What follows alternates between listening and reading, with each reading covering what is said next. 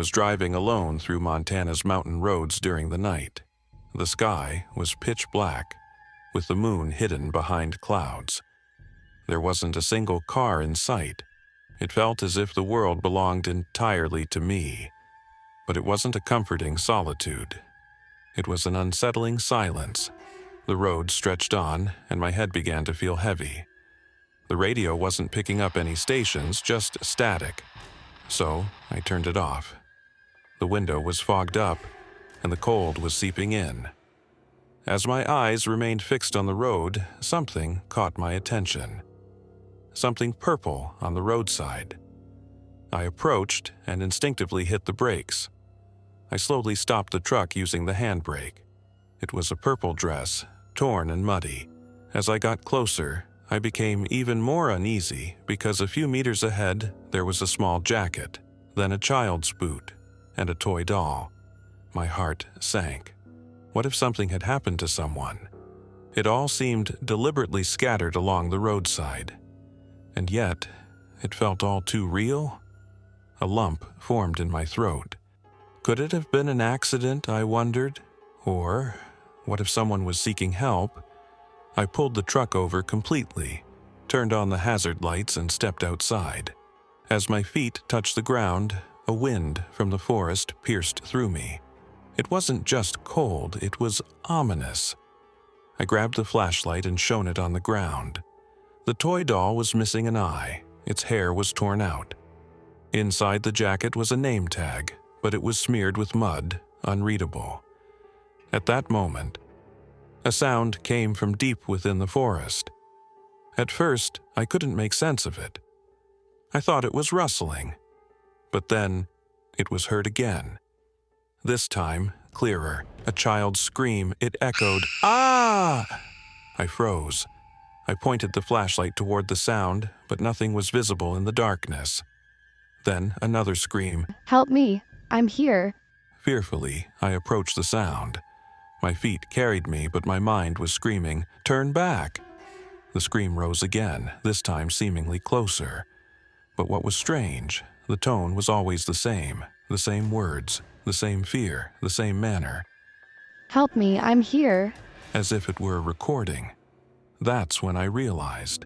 This wasn't a natural sound. It wasn't a real child's cry for help. This was an audio recording, and that sound was being played to lure me into the forest. As I scanned between the trees with the flashlight, I saw shadows hiding in the background. Someone was crouched behind the trees. They held something metallic. As my eyes focused, I understood it was a speaker. At that moment, all my internal alarm bells rang. The game was over. It was a trap. With my heart pounding, I turned back and ran toward my truck. The air howled as if someone was breathing behind me. I jumped into the truck. As I pulled the door shut, someone appeared outside. On the other side of the window, someone in a hood, standing motionless. The gear wouldn't engage on the first try. The steering wheel was slippery from sweat. Finally, I got moving.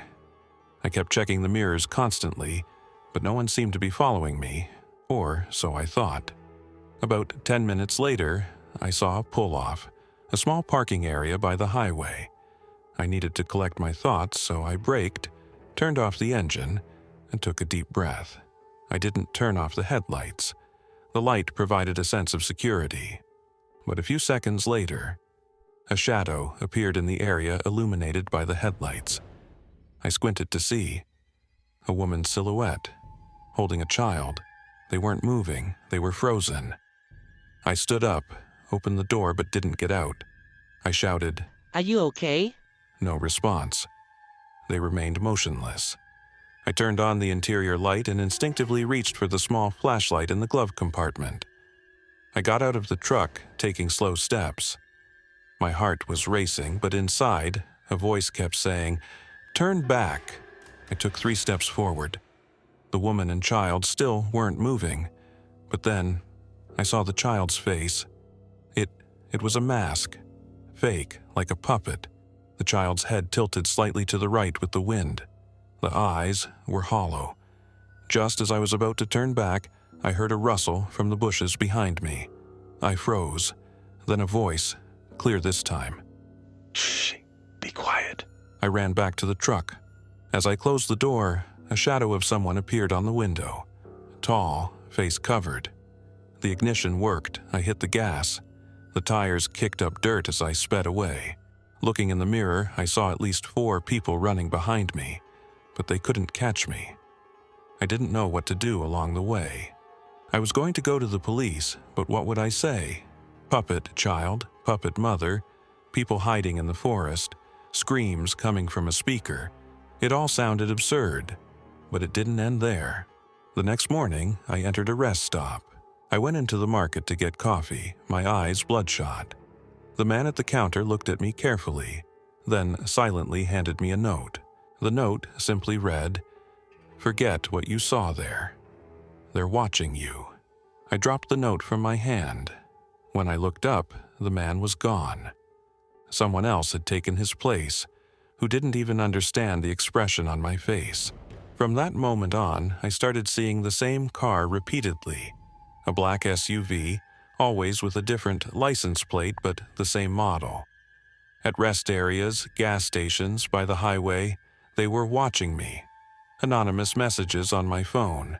The "Don't come back" message I noticed written in mud on the truck's window in the morning. One night, the radio turned on by itself. It wasn't picking up any stations, but amidst the static, a child's voice came through. "We're waiting for you in the forest." I never took that road again. In fact, I no longer work alone. But whenever I pass by a pine forest, I can't help but look in the mirror. Because one day I saw that woman again with the puppet child. This time they were behind another driver's truck, and I couldn't do anything. I've been a truck driver for years. Desolate roads and overnight deliveries were nothing new to me. But this night was, without question, the most terrifying experience of my life. Around midnight, I turned off the main road onto a narrow forest route that was supposed to be a shortcut. GPS insisted it would get me to my destination faster. The road was a single lane, flanked tightly by rows of towering pine trees. Even the moonlight barely filtered through. The air was heavy, and a thick mist clung to the ground. Along the roadside, narrow trails disappeared into the darkness. The road was so narrow that one wrong move could have easily tipped the truck. I slowed down. Strange murmurs from the woods mixed with the sound of the wind. My radio wasn't working. Neither was my cell phone. I was completely alone. As I rounded a curve, I slammed on the brakes. My headlights illuminated fallen tree trunks blocking the entire road. They hadn't fallen randomly. They looked carefully placed. The cuts on the trunks were fresh and gleamed under the light. This had happened recently. I killed the engine. A deep, unsettling feeling washed over me. I tried to convince myself that maybe a storm had knocked them down, but it was too quiet. If there had been a storm, I would have heard leaves rustling, trees groaning. Instead, the only breathing thing there was me. I grabbed my flashlight and stepped outside. A cold gust slapped my face. I heard rustling from within the trees. I scanned with my light, but all I could see was endless darkness. The ground was muddy. Every step felt like it was sucking my boots downward. I could feel eyes on me from the darkness. As I walked toward the rear of the truck, a shadow darted from the bushes on the right. I froze. Another movement behind me, then another, until I realized the whispers had become clear. Unintelligible words, low murmurs. At least 5 or 6 figures were moving stealthily among the trees. They carried things, clubs, chains, a massive sledgehammer. Some had masks resembling animal skulls. I had to run. I sprinted for the truck's door, nearly slipping. I slammed the door shut and turned the key. I hit the gas, but I couldn't go forward. The fallen trees had sealed the road. My only way out was in reverse. I threw the truck into reverse and began backing up along the narrow road. In the mirrors, I saw a I could see shadows emerging from between the trees. I accelerated. Just then, something struck the passenger side window. The glass cracked, a mark from a club. My heart nearly burst from my chest. Moments later, I felt the truck lurch. One of the rear tires hit a tree root. I fought to regain control, slamming harder on the accelerator. In the mirror, I saw someone trying to climb onto the trailer. Others were running after me. Some were screaming, others were pounding sticks on the ground to create a terrifying, rhythmic noise. It was deliberate, meant to spread fear. This wasn't a robbery, it was a hunt. Finally, I spotted a narrow trail leading back to the main road.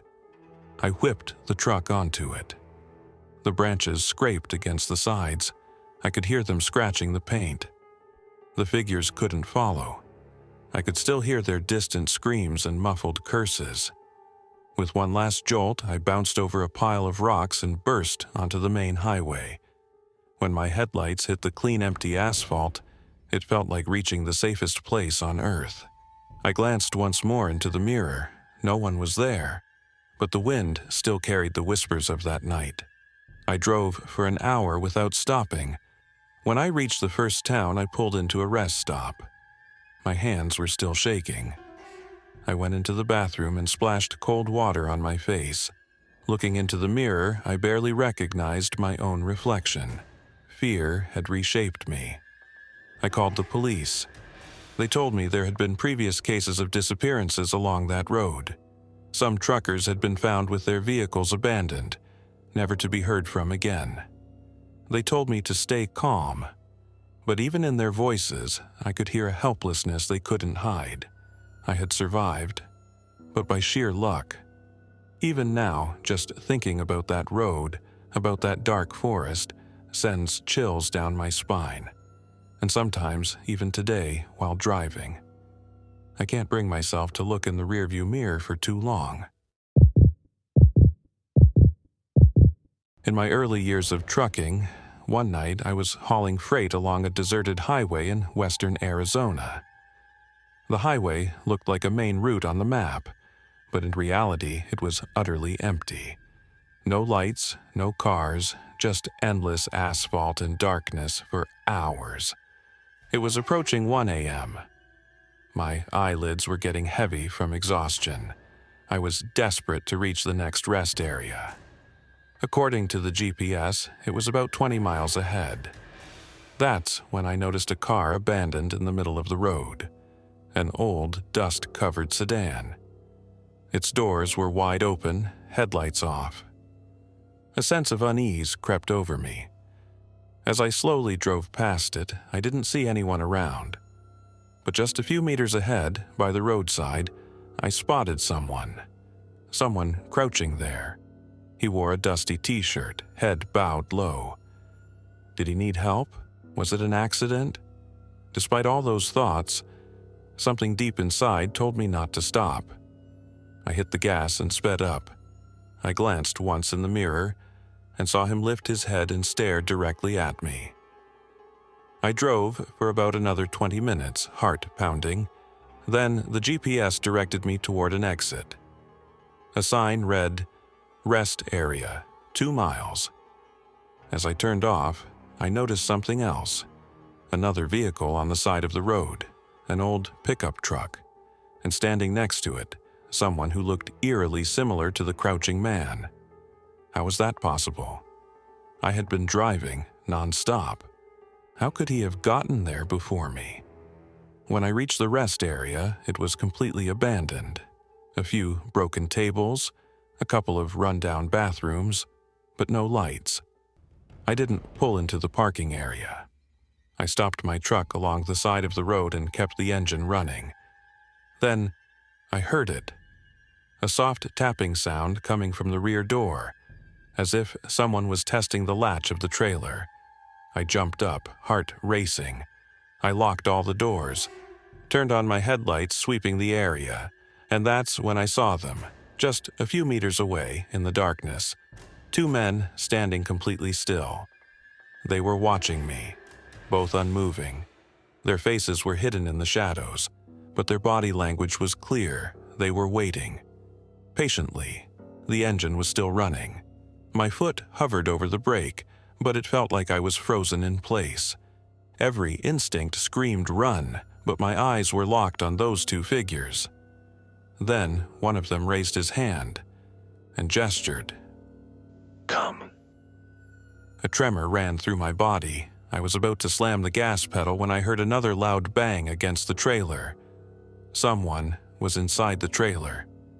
Inside the trailer I'd personally sealed that morning. Terror completely consumed me. I threw the truck into drive, but just as I did, the engine shuddered and died. The dashboard went black, the headlights cut out, everything completely dead. Darkness swallowed the cab. As panic surged inside me, I heard footsteps inside the truck. Slow, deliberate footsteps, moving closer toward the cab. My hand found the door handle.